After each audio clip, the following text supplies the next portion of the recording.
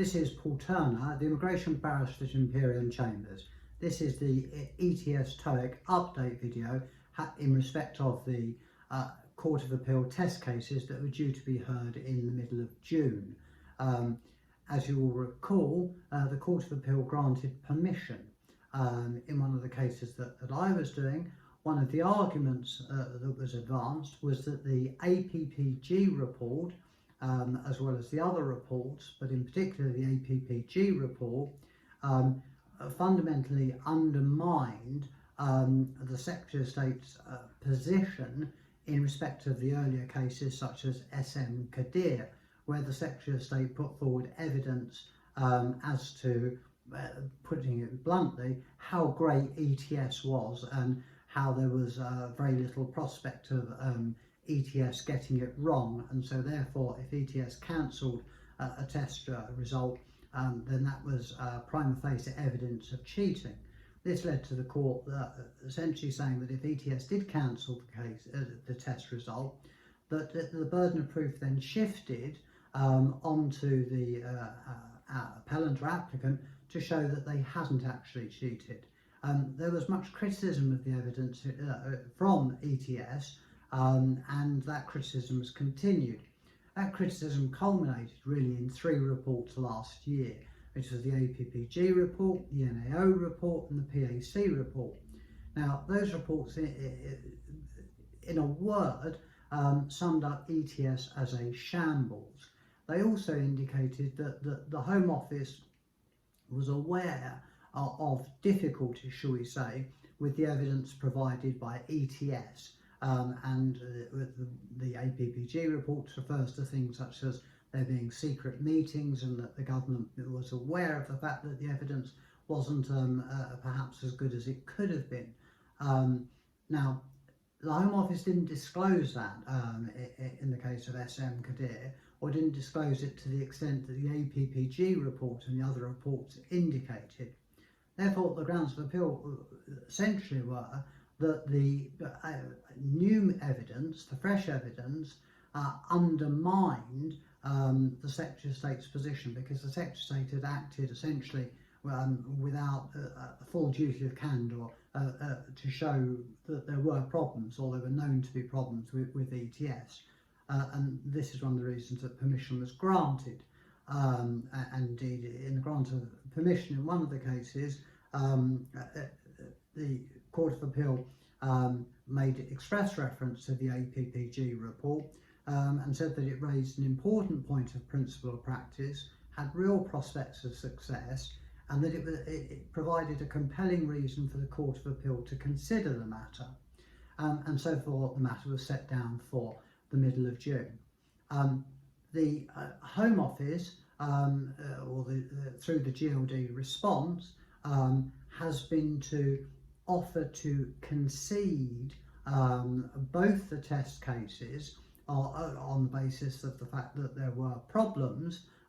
in respect of the earlier decisions, and to have the appeals remitted back to the upper tribunal for them to be heard in the upper tribunal, and for the upper tribunal to revisit the issue in respect of ETS and Toeic generally, and the GLD have requested that the remitted hearing be a presidential panel. Now, what does this really mean? It could be said that the Home Office were concerned or frightened that if the matter went before the Court of Appeal, that the Court of Appeal would look at the evidence discovered by the Appg, the NAO and the PAC, and would find that the Home Office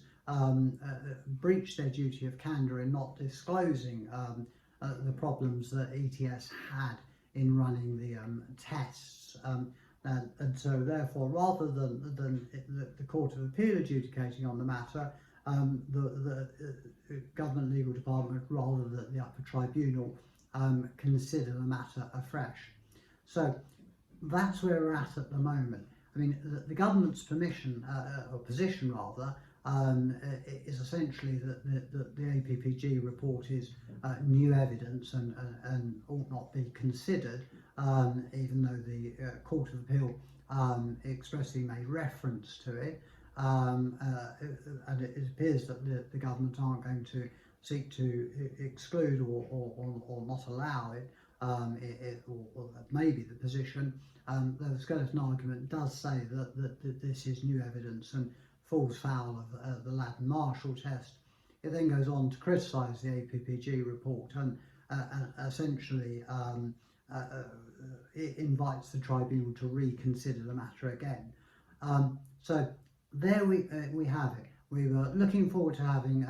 as it were, hopefully the matter wrapped up by the Court of Appeal, and hopefully the Court of Appeal would have found that the Secretary of State complete reliance on ETS in circumstances where ETS are found out to be a shambolic company, as per one witness, really means that we're now back at the upper tribunal, and it will be the upper tribunal that will be considering the matter afresh and to decide whether or not,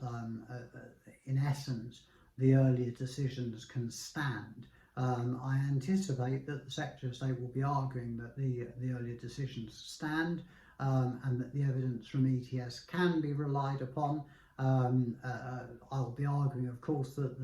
the APPG report, the NAO report and the PAC report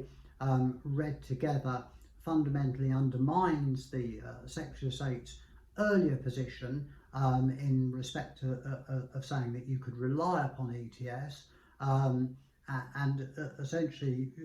if that succeeds, then that will do damage to the entire ETS and Toeic case law, which essentially is that if the test has been cancelled, the burden is on the applicant. If the applicants win or the appellants win in the upper tribunal, then and it's found that ETS cannot be relied upon, then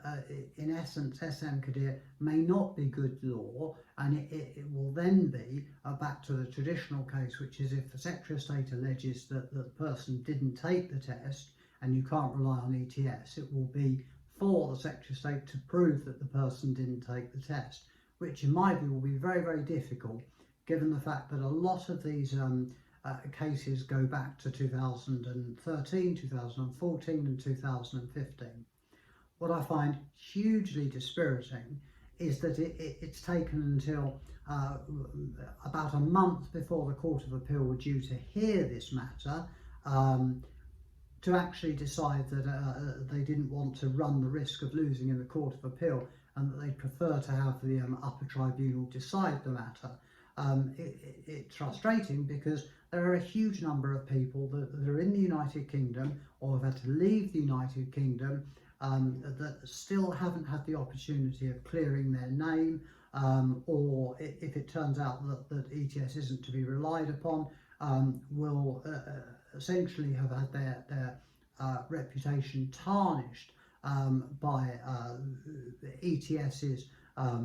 cancellation of their tests in circumstances where ETS is found to have been unreliable. So this will have a huge impact if the appellants win, not only for people who have outstanding applications, but also for people that previously lost, because if the case of Qadir is overturned, and if it's found that the Secretary of State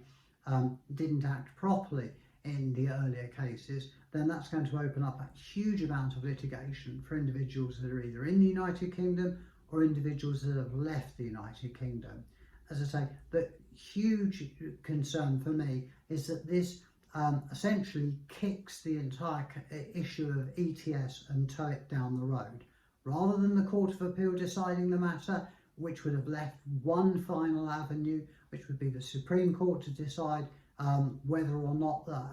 ETS can be relied upon and whether the case law at present is correct. We've now gone backwards a stage, and we're then back in the upper tribunal, which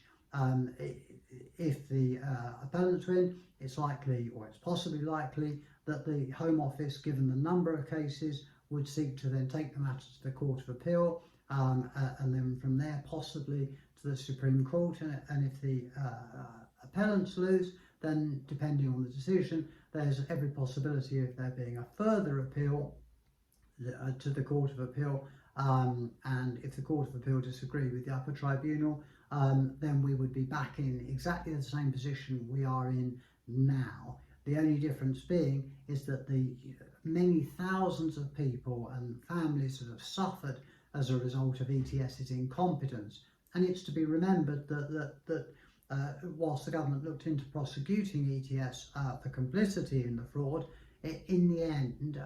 it turned out that the way it was structured, that ETS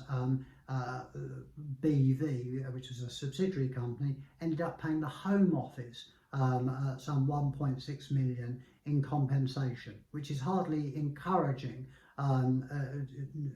It's hardly encouraging as to ETS's ability, because one would have thought that if ETS were such a fantastic company and they'd run things so well, that the last thing they would have been doing is either setting up a subsidiary company in Holland, and even less paying the government 1.6 million in an out-of-court settlement. It's what would be called a Pyrrhic victory, in that the Secretary of State doesn't want to argue the matter in the Court of Appeal, and sent the matter back to the upper tribunal. But in reality, for individuals that have been affected by ETS and Toeic allegations, it's just going to mean that the matter drags on further. Now, given that some of the decisions, or the IS 151As, are dated 2014 and we're now in 2020, it's possible that this litigation, especially with the coronavirus, could drag on for another year or 2 years, which in my view would be an absolute scandal, given the fact that following the Appg report and the PAC report and the NAO report, ETS didn't come out swinging, they didn't come out fighting, they didn't come out really defending their position. They were more or less silent, or at least I haven't seen any great defence from ETS. And it's to be remembered that the Home Office's refusals are essentially entirely based upon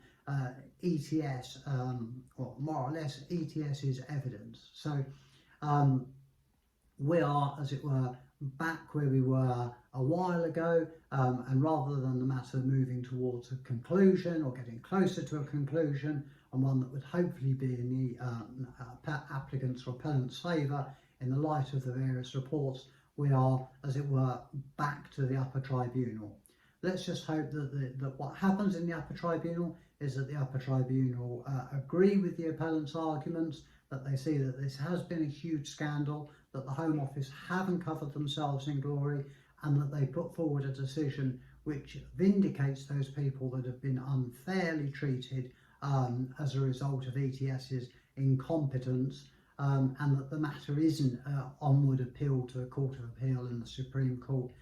so that individuals, as I say, if the appeal wins, that individuals can get some finality, and other people that have been previously affected can also seek redress, because obviously the Home Office would have to make good